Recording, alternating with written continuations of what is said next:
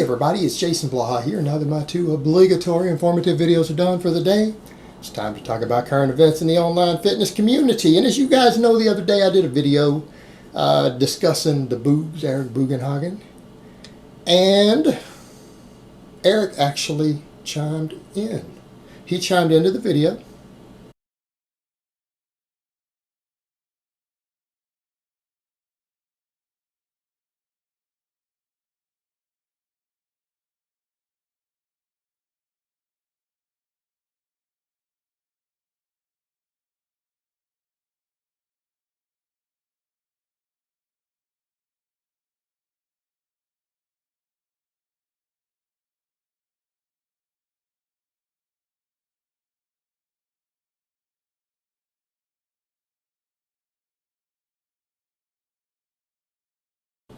So let me put on my +5 out of weaponsmithing, work on skilling up my crafting a little bit, and let's talk about this.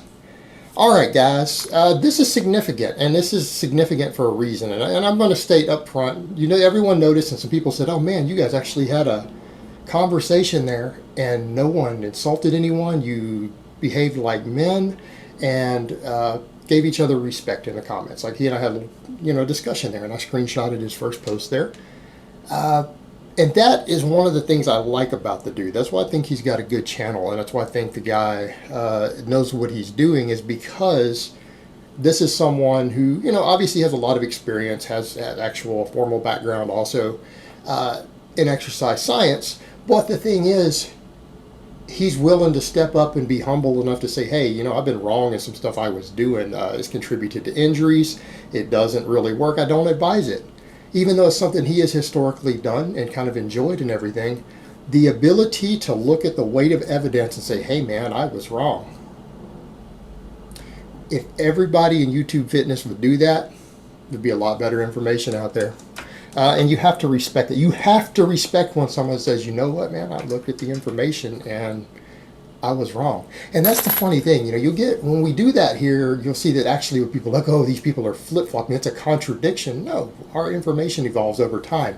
And that's a perfect example. You take someone like me, I've been around the iron game a couple decades. Guys like Eric who've been around the iron game a couple decades. Your stance can still change based upon the information, experience, things like that, or even more scientific data emerging, more top coaches around the world experimenting with certain things and getting better results.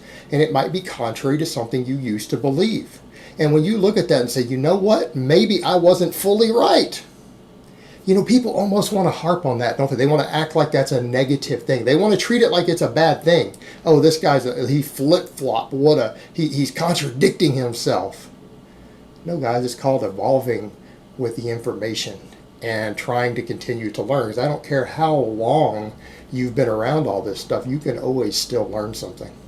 In fact, most of the people I know who are the most knowledgeable are people who've coached other people for 30 years. If you coach people for 30 years, you're probably going to have a pretty strong body of knowledge. And I promise you, at the 30-year mark, you're going to have a different stance on certain things than you did 5 to 10 years into coaching people, right?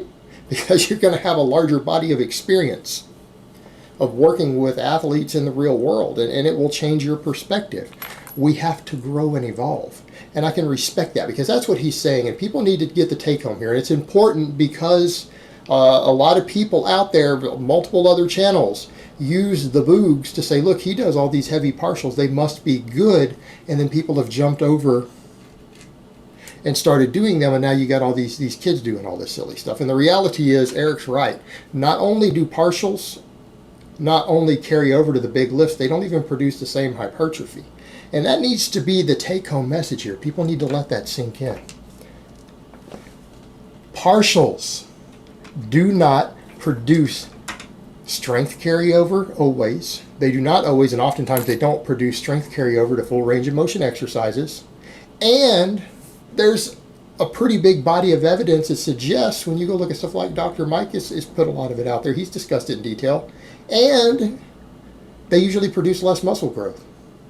Heavy partials, even taken to failure, usually produce less, slightly less, in some cases a lot less muscle growth than a full range of motion exercise. But what they do is beat joints up. They are how you get hurt. I mean, like I've explained repeatedly, the worst advice you could give anyone on a bench press is to do a partial in the air.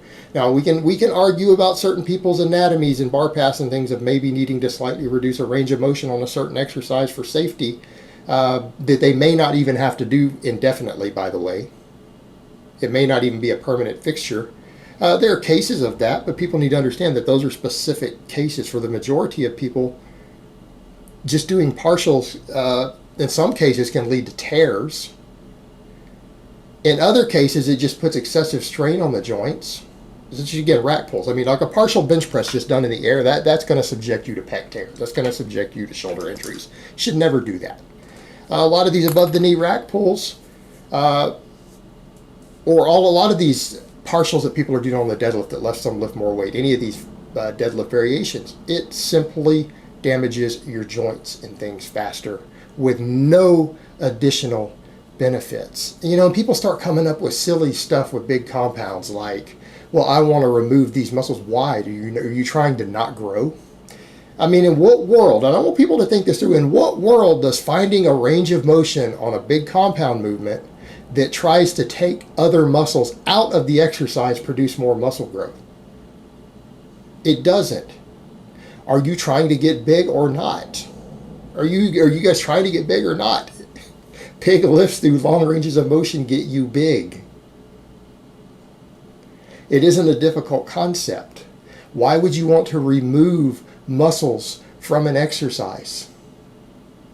There's not even evidence out there that isolating muscles causes them to grow more than a compound movement. A lot of people don't think that through. That's never been definitively proven in and of itself.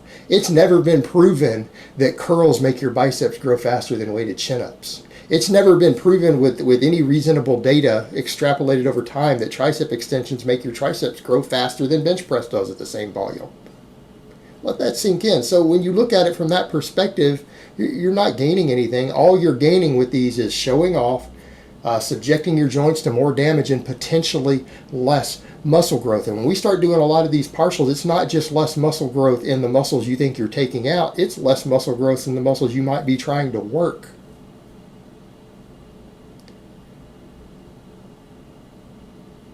Let that sink in, guys. And here you have the Boog saying full range of motion is best. He's saying that he realizes, based upon his own experiences and injuries, partial exercises do not carry over to your big lifts, and they simply have a higher risk of injury.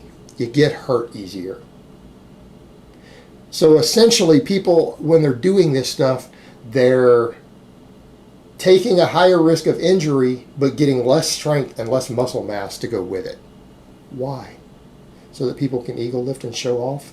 More weight isn't always better. More weight is better if you're using the same technique and moving it through the same range of motion at the same joint angles. Yeah, that's better because you're stimulating more muscle growth, right? More mechanical tension. But extra weight only produces additional strength and muscle growth when it causes more mechanical tension on the muscles you're trying to stimulate. That's the only time it does that. And it doesn't always necessarily do that depending upon what you're doing. And people need to understand the only benefits to partial exercises are training tools. What I mean is there are partial exercises that you can use to find proper leverages and bar paths on a big barbell movement, right? There are partials that can be done that can train you to use a more efficient bar path to get better at a big lift.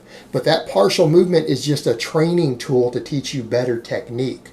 That's all it is. It cannot stimulate the same muscle growth, and it cannot stimulate the same strength development that the full range of motion version does. So it doesn't make you stronger directly. It simply teaches you, in some cases, if performed correctly, some partials can teach you a better bar path so that you get more efficient and learn better technique at a squat or an overhead press or things like that, right? That's all they do for you. Outside of that, they have no value other than to send you to Snap City. And I think Eric's dead right on this.